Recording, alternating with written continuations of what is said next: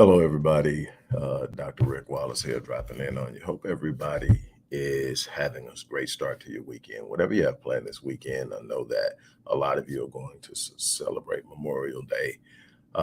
And whatever you do, enjoy your family, enjoy your loved ones. Tell your family you love them. Tell your family that they matter. Spend quality time. Don't take anything for granted. With that being said, look, I'm going to talk to you about something I think that is a powerful message. Sort of kind of fell in my lap, and immediately the light bulb went on, and my mind starts to go 100 miles an hour. Anyone who has ever worked with me will tell you probably one of the things that I am most gifted at is taking ideas and putting them on steroids. I can take a small idea. That's what I do with my clients a lot is they'll present a plan and say, hey, this is what I want to do. And by the time they finish telling me, I've taken it and put so much more into it and expanded the idea, the thought. And they're going, well, I never thought about that, but wow. And then we go out and we go get it. But this thing dropped on me and it started going. I started looking at all the different ways that it plays out, not just in this one arena, but all over. And I had to talk to you guys about it. Before I get started, I want to um, remind you that we are in the middle of a fundraiser for Black Men Lead Rite of Passage Initiative and all of the wraparound services we provide as well in the community. If you go to the description box, at the top of the description box, wherever you're watching this video, you will see a link that will allow you to support our work.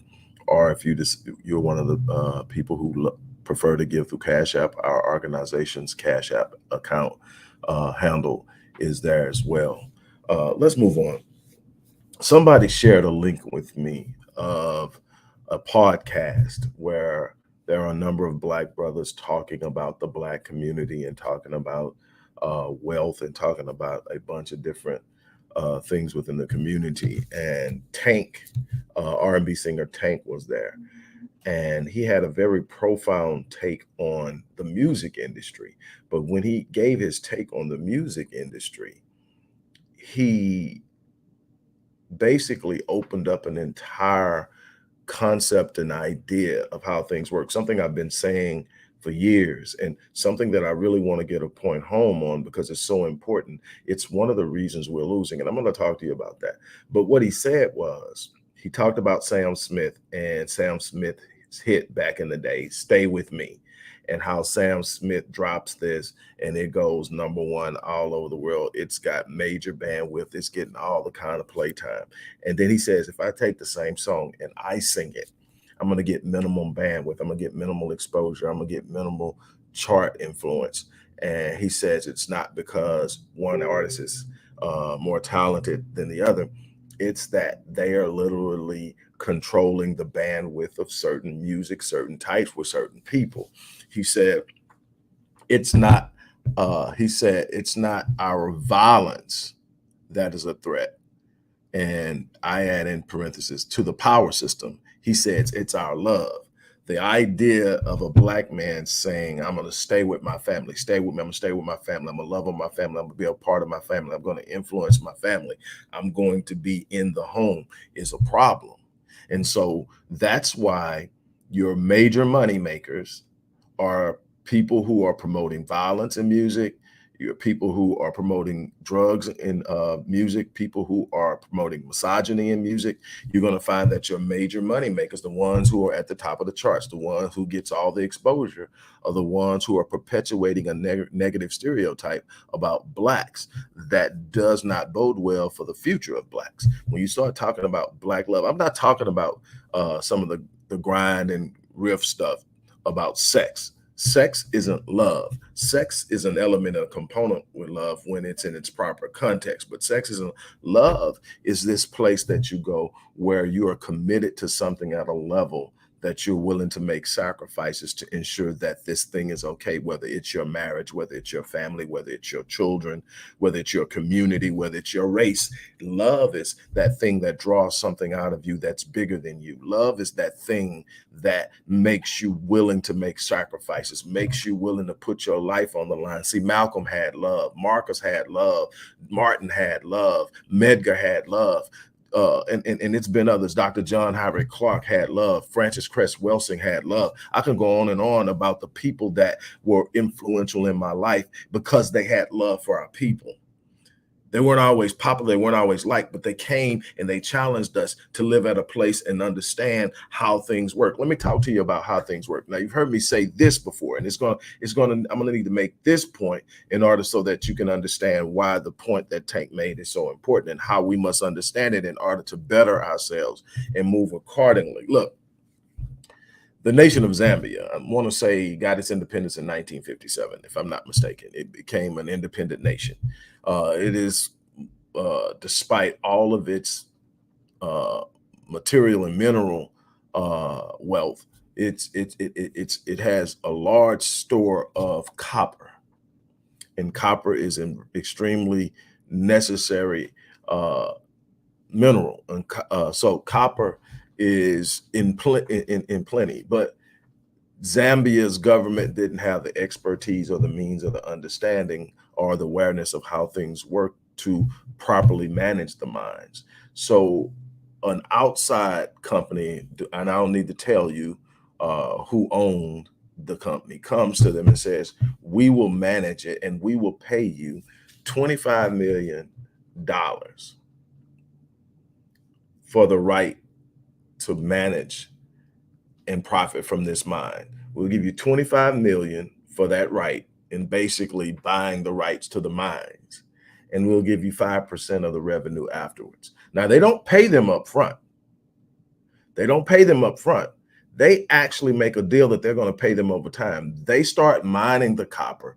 They make $75 million in 90 days. They pay them the 25 million they owe them. Now they have ownership to it. And this is a country that needed that revenue in all that it could do to sit up. They have poverty. They have people starving. They have a high HIV population. They have so many things, but they didn't understand how things work. And again, someone took advantage of them. Someone manipulated them. Someone took what could have been the answer to the problem. That's why you see nations that are getting it, the Ghanas and the Gambias and so many more are starting to lock out outsiders from mining on their property, mining in their country, excuse me, is because they're starting to understand how things work. That's why Muammar Gaddafi was actually killed, because he had an understanding of how things work, and he was going to use the minerals, primarily gold, of the continent of Africa to underwrite a new currency.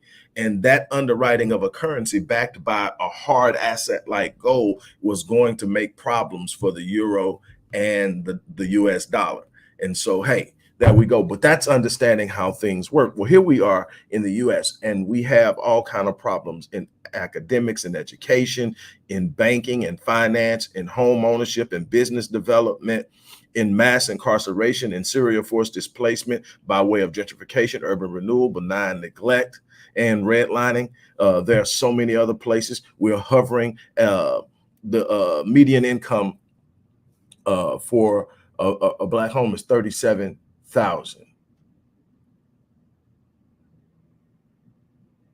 Somewhere along, 37,000. And I could be a little bit off, but I know that the median income for Black man is 44,000, and right under that, like 42,000 or so, is Black women.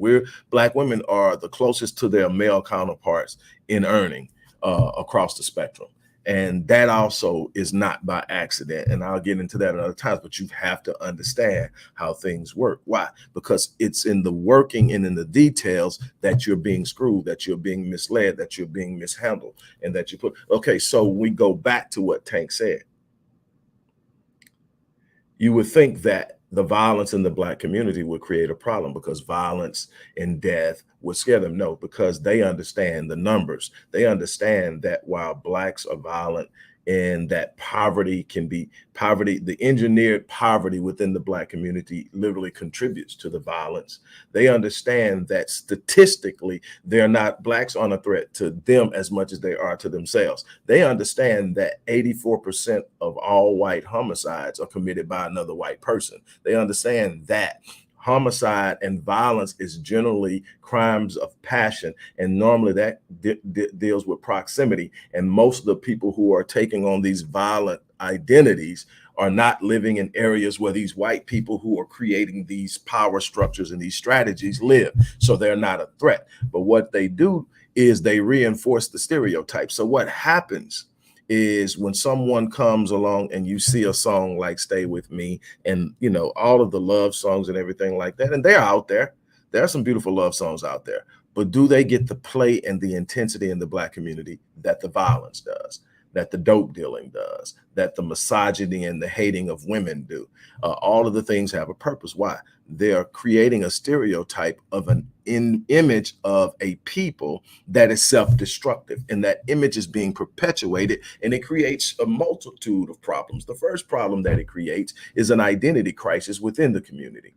That means we don't really truly know who we are because they're consistently telling us by way of media, and they understand the power of propaganda. They understand that you can be a good people, but if I keep telling you you're bad people, you'll stop trusting one another. You'll stop loving one another. You'll stop being willing to connect and do work together, which is absolutely necessary for you to achieve the things that you're talking about achieving. So you can talk about it all day, but there are some strategic agendas that have to be in place. There are some behaviors that have to be perpetuated. There are some habitual thought patterns that have to be the thinking of the masses. And we are ensuring that we are bombarding you with things that are diametrically opposed to the very things you desire to do. And because you don't understand how things work, you fall right into the category. Let's go back again and look at what Tank says. Tank says that to sit up and talk about love and staying isn't perpetuating the stereotype that they want. The love is the threat to the power source, not the violence. See, the love calls a man to stand in his space and take care of his progeny. A love causes a man to stand in space and cover and protect his woman. Love causes a woman to see the value of the man that covers her and stands into him and leans. And let me show you something, why there's such a big push to draft Black men out of houses over the last 40 years. Let me tell you what happens. See, a man has certain strengths, but no man is perfect. No man has a persona or an existence that doesn't have weaks. And kinks and weaknesses. But this is what happens. When there's a true connectivity, when the vision is clear, when a man knows where he's going and understand who he is and what he's about, he has a confidence about himself. But he has these weaknesses that concern him. But when he connects with the right woman, she leans into him and covers him in a way that his weaknesses are not exposed to those who would do harm to him or try to stop what he's doing. And then as he grows, she helps him strengthen what was once weak until the thing becomes powerful, and the sinking of their energies and their forces and their drives creates this unbelievable force called synergy. And now we're talking about doing something at an exceptional level that they could not do as individuals, but they want us to think we don't need each other. They want us to think that we're the enemies of one another. They want us to not have a love for one another, because it is the love that creates the threat. Why do you think that slave owners sold off children and sold off men and women who married and procreated? Why? Because they understood that that was a natural instinct inherent in the man, that if he bonded with the child, he would die for the child. You've got to understand what is happening here. Psychologically, they are eons ahead of us in understanding how to manipulate us. They caused the trauma. They never provided any healing for the trauma, and they keep triggering it. They keep triggering it over and over again, because a triggered person cannot think critically. And you're saying, Doc, what do you mean by that? Well, what happens is when you have trauma that is unchecked, when you have trauma that is untreated, what happens is it's a part of your past, but it has not been integrated into your linear timeline. What does that mean? it does not recognize that event as being a past event. It is still a present reality. And anytime they're triggered, they're reliving the event. So the past event remains a present threat. And what happens when you enter into threats in life? You trigger your threat or your stress response, which we call the fight or flight response. What happens then? Well, in order to think critically, you need access to your prefrontal cortex, your prefrontal lobe, or your prefrontal cortex, the front part of the brain, which is responsible for executive function. It's impulse control, keeps you from doing dumb stuff off the cuff. It is rationale and reason. It looks at things in an analytical perspective, and it makes wise decisions based off the information given. It is reason and all these things that make you effective. That's why when you see people being in a highly stressful situation, they do stuff that makes absolutely no sense, because the prefrontal cortex requires 30% of your blood flow and your oxygen at any given time to be functioning at its height. When you go into fight or flight mode, you trigger a response that is ancient, that falls back to the beginning of humanity, where you were walking out of your dwelling or your hiding to go out and to bring back things, and there was death lurking around every corner. Anything could kill you. And so you had to have these instincts. The hair would stand up on the back of your head, and you would immediately trigger an adrenaline rush or cortisol release into your bloodstream, preparing you to what? To either fight or flight. But it also, in this time and age, shuts down the prefrontal cortex. Why? Because the natural response and the original response sends the blood flow to your extremities. Why? Because that's what you run and fight with, your hands and your legs, your hands, arms, and legs. So that's where the blood flow goes. But now what? You can't think. So what? If you're constantly being triggered, what are you doing? Reacting emotionally. You're not responding based off of thought. You're not looking at the reasoning and the makeup and how things work so that you can develop the solutions to problems.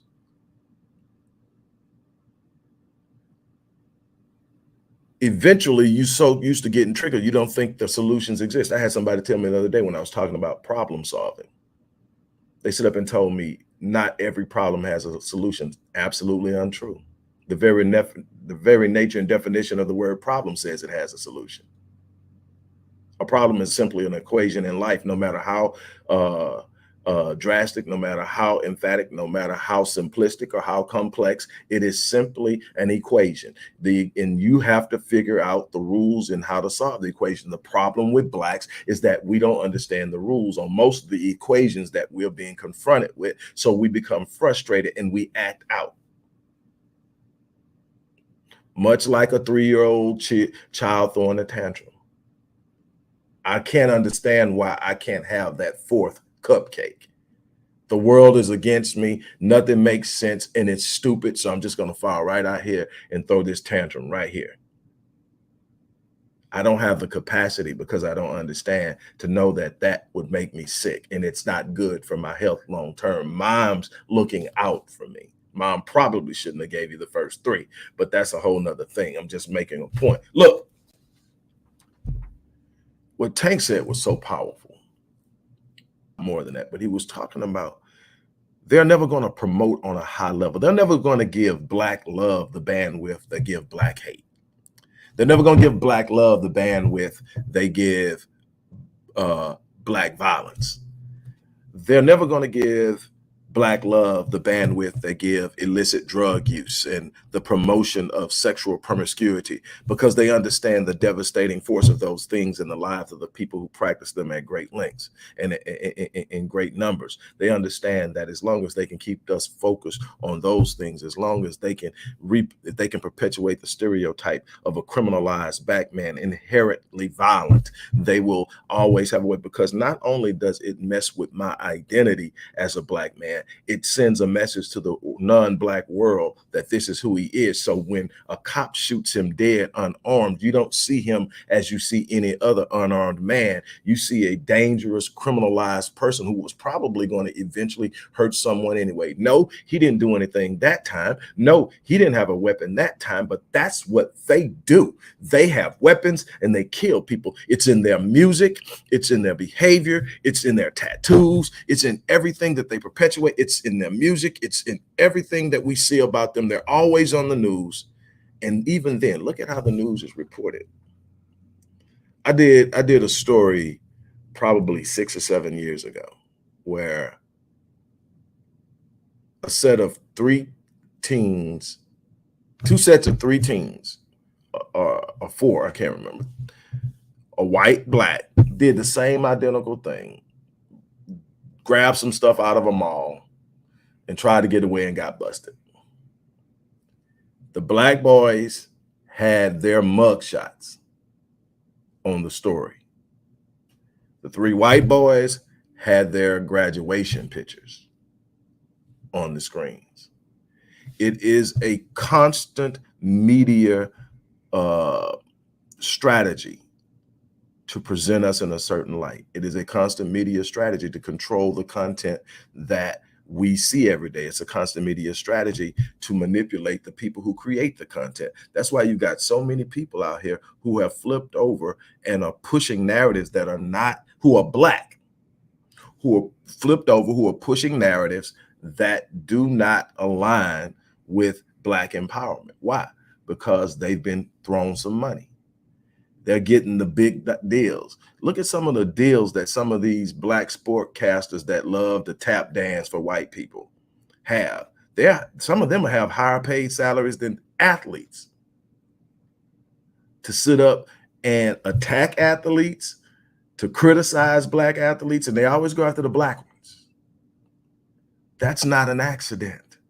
They found somebody that they could pay that will push a narrative, that will place us in a light that's less than who we really are.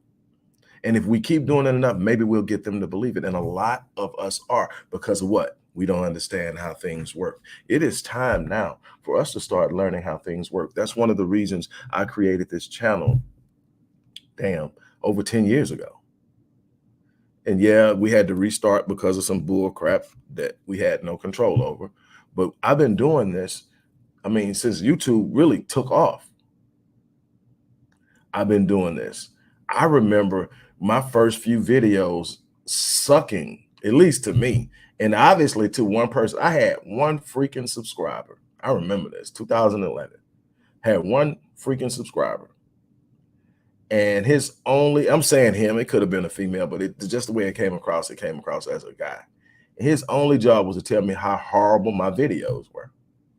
I think the dude is still on here, because there are times I'll put a video up and it'll only get one thumb down. I'm like, who is the one person who shows up not to like a video that says you can do anything is possible? Who is that one person? Maybe it's still him. But anyway, I've been doing this for long. And the reason I started this wasn't for sensationalism. It wasn't so I can sit up and put a whole bunch of clickbait up and make money off of the revenue. It wasn't anything. I wanted to be a catalyst for change. I wanted to be a source of real, true information. I wanted to be a symbol of what's possible. I wanted to be a person who was laying the foundation and planting seeds. I believe that that's where we have to go. We have to plant seeds. We have to plant seeds that many of us may not live long enough to see come to fruition. I've been saying that for years. One of the biggest problems of an unempowered population of men is that we want instantaneous results so that we can experience what power feels like. We can experience what being recognized and acknowledged feels like. We can experience what being the man feels like, because in so many instances, we go into jobs and we are marginalized. We are discriminated against. We are mishandled and so much more, that when we get an opportunity to say we're going to do something, we're going for the home run every time. And that's not how you're going to change 400 years of oppression, 246 years of chattel slavery, 12 years of Reconstruction, 10 years of black codes and convict leasing, 70 years of Jim Crow segregation, and another 55 to 60 years of gentrification, mass incarceration, and miseducation. You're not going to undo that in no quick fix. You're going to have to start planting seeds in these babies. You're going to have to cover these babies. You're going to have to protect these babies. You're going to provide an insulation that doesn't allow them to be exposed to the very things that wants to redefine who they are. It's so important to understand how things work, because they are using the very things you don't understand to destroy you. They are reaching into the home in every chance they get, snatching black men out of the home in numerous different ways. the creation of animosity. Am I saying that we don't have problems? Am I saying that black women haven't been hurt by black men and black men haven't been hurt by black women? Absolutely not. Some of us were hurt by our moms. Black men, black women, some of you were hurt by your dads and your uncles, your brothers, your cousins. Oh, it started early, the distrust and the frustration. And those are elephants in the room that we need to deal with. But we need to deal with those internally. We need to deal with them. We need to be honest about them, and we need to confront the need to heal. But what we cannot do is take something that used to be a strength, the willing to stand in, the willing to be there, the will to be present and influential in the lives of those who are underneath our protection. That has got to become a reality again. We can't do it without it, because if we keep leaving kids uncovered, they will keep being misguided, misled, mishandled, misused. And we will never get a group or a generation that is effective and prepared enough to go out and do the things we say we want. So what does it require? It's going to require men like myself to plant seeds in children that I may not see come to fruition. I may not be here when that 4-year-old, that 5-year-old, that 8-year-old, that 10-year-old becomes 40, and now they are doing the things that I instilled in them, that I taught their parents and their community to instill in them. I may not be, but I have to. I may not be here when the seeds of what I share on this channel daily start to take root and start to sprout up in the lives of people who haven't even watched the first video yet. I may not live to see what that looks like, but I've got to plant. You can't understand how things work and sit quietly. That's why Dr. Claude Anderson has gone so hard.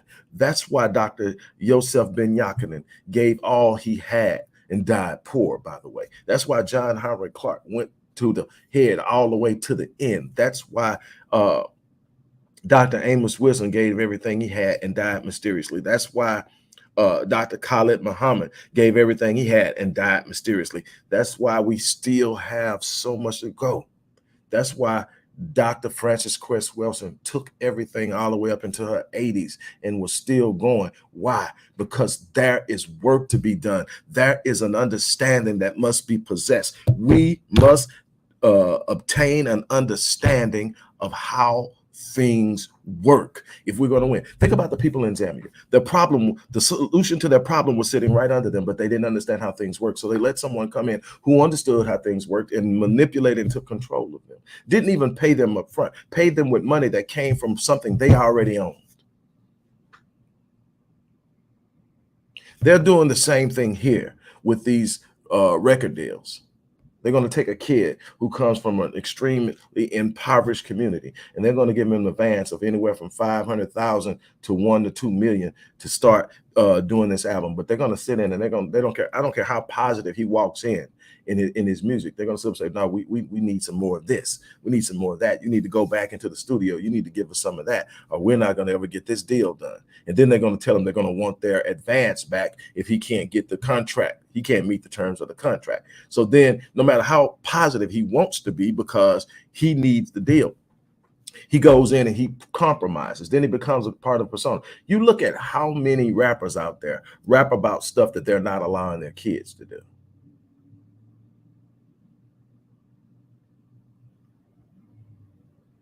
They're pushing stuff on you that their kids will never be exposed to, because that's how they're feeding their kids. That's a very selfish approach, but that's what you're going to get when you don't have solutions and an understanding of how things work in the community.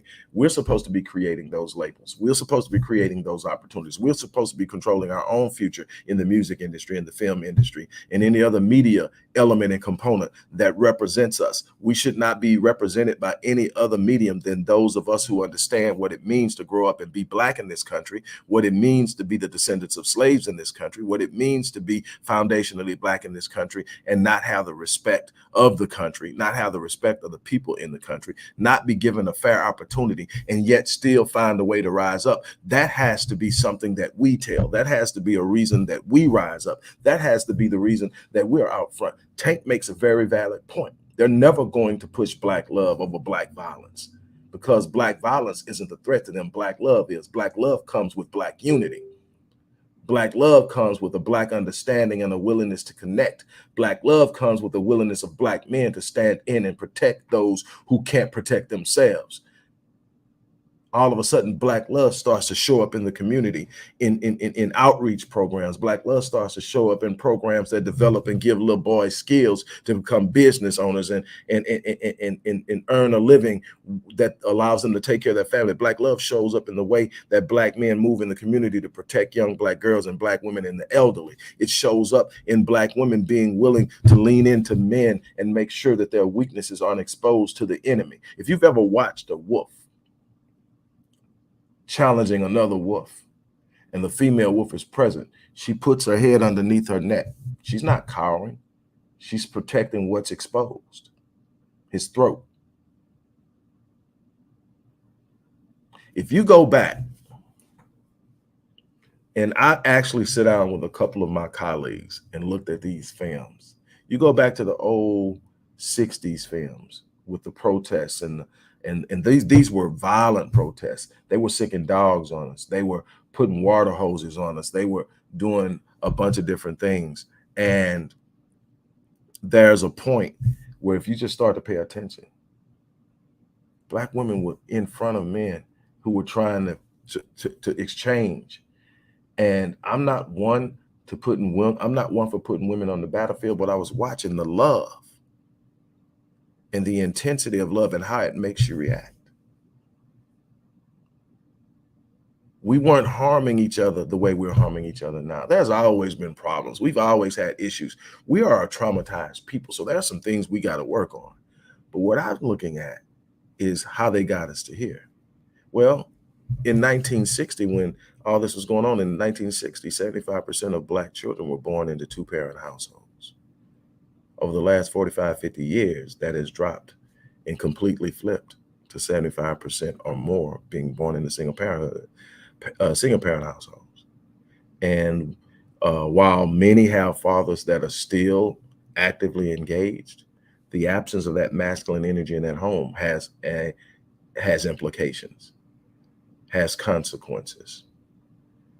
And we live in a world now where we don't have to honor the obligation in the home. We can simply cite irreconcilable differences and we can walk out the door with the blessings of the court and the blessings of society. But there's a spiritual implication that comes with that. There's a social implication that comes with that.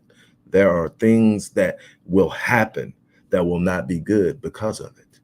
And so we're talking about responsibility. Everything that you can do that is acceptable legally and socially doesn't mean it's good for you. And we need to understand how things work. How things work is they want us out of the home. They don't want Black love. Black love is the biggest threat they face. And we have a responsibility to preserve it, to enhance it, to intensify it, to engage it, to be administrators of it. We have that responsibility. We need to learn how things work.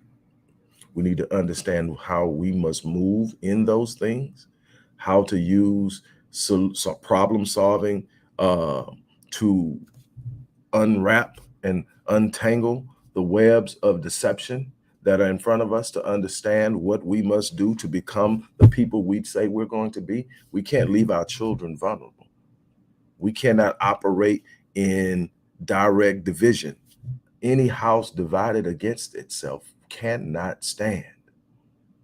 And we are the house, both Black men and Black women. We are the house. And without our unity, without a coming together and a resolution to the issues and the problems that we have and the true issues we have with one another, we have to be honest about it. And then we've got to deal with it, because let me tell you, they're capitalizing on it. And it's our responsibility as a people to come up with solutions. Empowered women. Another valid point, which tells me there's someone else out there that understands how things work. under the guise of protecting Black kids, CPS, Child Protective Services, or whatever version you have in your particular state, takes Black children out of the home at a much higher rate than any other race, and they place them in foster care. Well, the first thing that happens is 9 times out of 10, they end up in a situation worse than what they were in. A large number, Marion and I both, for those who don't know who Marion is, that's Marion, that's my wife.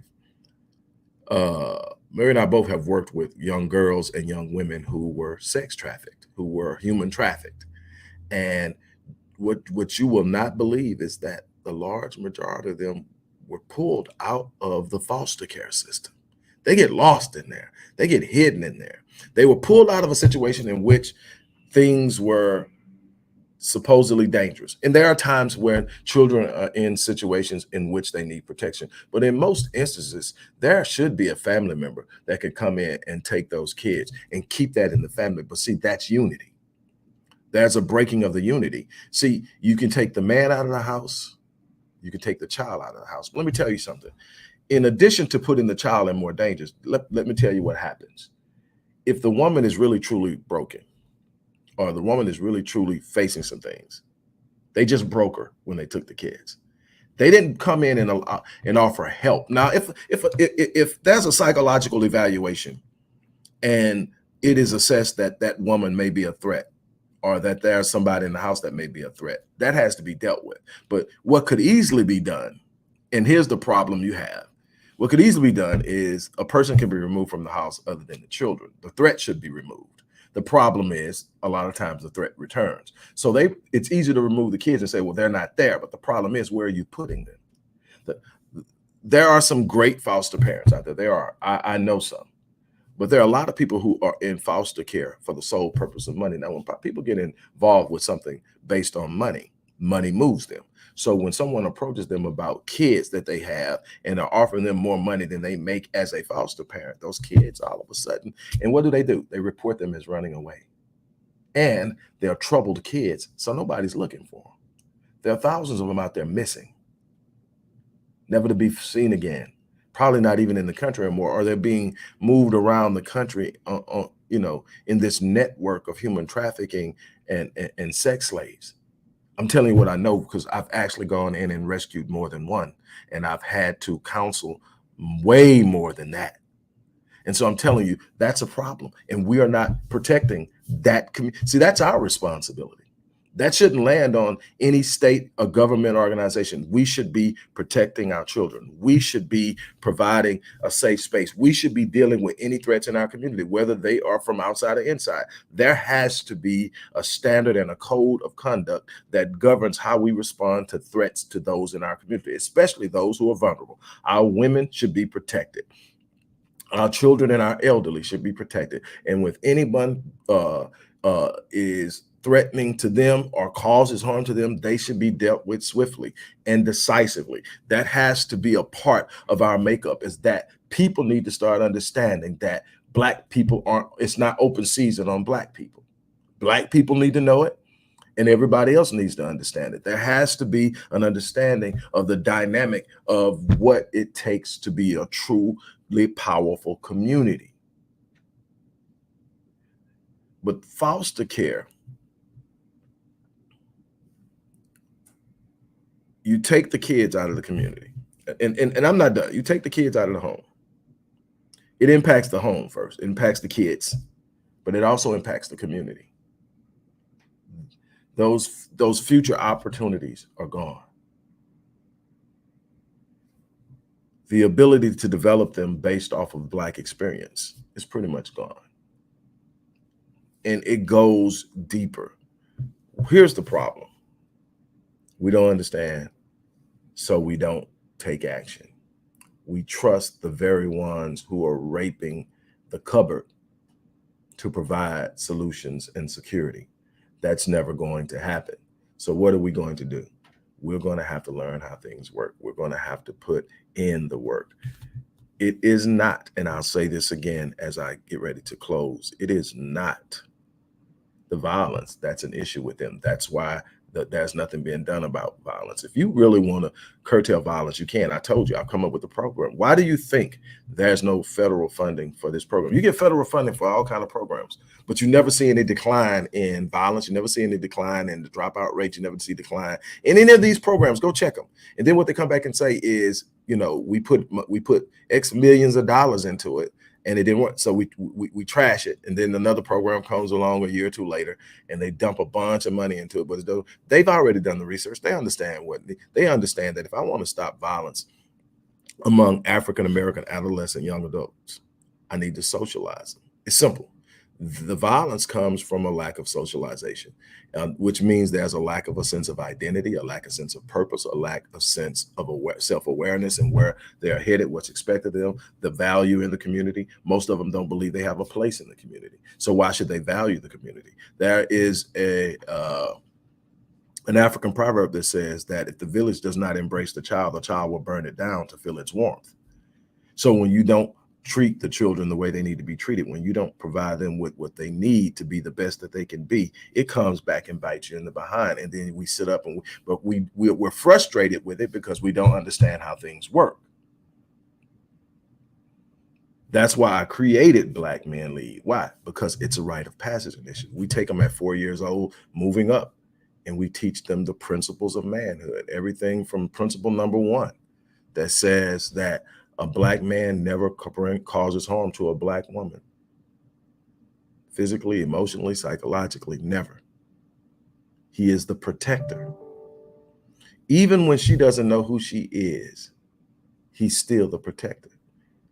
And people come to me and talk about, well, you know, she's over there acting like this, so why are you giving her so much respect? I'm not treating her how she's behaving. I'm treating her what she was designed to be. I'm treating her by the way she was designed to be. I'm not going to change who I am because of her not knowing who she is. My character says you respect a female, you care for and cover a female. And not all of them are going to be where you want them to be and behave the way you want them to be. You're not marrying all of them. You're only marrying one. If you're one of the ones that believe in polygamy and other forms of, you know, community type love, that's your thing. But for me, it's a monogamous thing. I have enough keeping up with one. But in that thing, there's a responsibility. That's the person that needs to fit the standard that I have for myself and a woman. Everybody else needs me to be a support for them, to help them. I have women who come to me all the time who need growth, who need healing, who are not in a good place. And it's easy for me if I didn't have a level of humility about understanding where I come from and where my wife comes from, to sit up and say, man, look at you. Yeah, you know. And I mean, I've got one who's was gifted sessions with me. She didn't pay. And every week it's getting through it and trying to get through to her. But I'm never disrespectful. I never talk down to her. Why? Because at some point, her subconscious is asking a question. Why doesn't he talk to me like everybody else? Why am I not a bitch and a hoe to him? Why this? Because I want you to see that there's something out there other than what you've been dealing with. That is not just now. I mean, I ain't marrying you. We can't date or nothing like that, even if I was single. But I don't have to talk down on you to show you that there's something better. I can show you. That's something that's got to be in us to love our people. Because if we are only going to judge our people by where they're at, we're going to develop this superiority complex and think we're better than anybody that hasn't learned as much as us, or isn't doing it financially as good as us, or who can't speak the King's English the same way we do, and all these other ways that we look down on our brothers and sisters without understanding the plight and the road that they've had to travel to be where they are. We have a responsibility beyond now to do better than we're doing, to understand what's happening, and to take the necessary steps to be a catalyst of change in our own community. This is my challenge to you. I'm shutting down. My challenge to you is that we rise up and become what we are capable of becoming by learning and understanding what we should be doing and what they are doing to us and how they're doing it and why it works and what can we do to counter it. And then we need to put in the work. This weekend, we're doing a supercharge on the Black Men Lead fundraiser. We're asking to raise $2,500. Whether we raise it or not, we're going to keep doing the work, but we would really love to have your support. The link is in the description box. You can click the link and give, or you can give through the organization's Cash App account. The Cash App handle is also in the description box. But this is what I can tell you. Man, when I heard that it was like a 2-minute clip and Tank was just really just laying it down. And the truth of the matter is they are never going to invest in Black love because Black love is a threat. That is the truth. So then who must invest in Black love? Black people. We must understand that it's not going to be easy. It's not going to be easy to trust. It's not going to be easy to engage because there's a lot of hurt involved, but we've got to heal. That's a lot of what I do. We've got to heal. And in the healing, we will learn to trust. We will learn to care. We will be willing to give of ourselves to something greater than ourselves so that we become the community again, so that we become the village again, so that we become a people that can wield power that we created, that no one can take from us. They took our values, interests, and principles. They robbed us of our names. They robbed us of our spirituality. They robbed us of our familiarity in our home. And they killed the griots. So they robbed us of our history. And then they superimposed and implanted ideologies that served them and worked against us. And we embraced them over time and even at some point began to aspire to walk and live in them. I heard Umar Johnson say one time, regardless of what you think about him, this guy has a brilliant mind. But I heard him say one time that white supremacy is absolutely nothing without Black compliance. And he's absolutely right. The moment that we stop trying to fit into their system and start building our own, their system immediately starts to lose power. That's the force that we have to live with. So again, I'm getting off here. Thank you guys for dropping in. You guys are great. Again, show your love, show your support.